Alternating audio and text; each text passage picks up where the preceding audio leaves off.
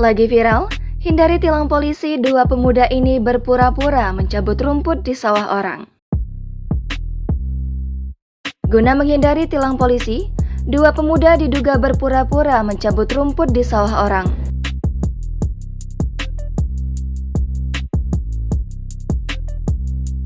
Video yang menunjukkan dua pemuda berpura-pura mencabut rumput di sawah orang tersebut viral di media sosial Instagram. Hal ini sebagaimana dilansir dari akun Instagram @memomedos dalam postingannya Selasa 18 Januari 2022.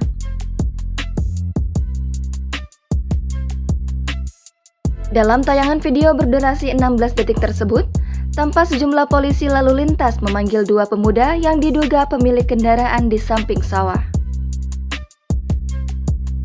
Dua pemuda itu terlihat sedang mencabut rumput di sawah, dan para polisi itu terus memanggil kedua pemuda itu.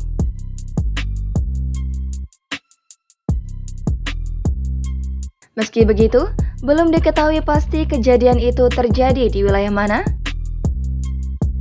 Namun, jika melihat suara dari para anggota polisi tersebut, tampaknya kejadian itu terjadi di wilayah Sulawesi.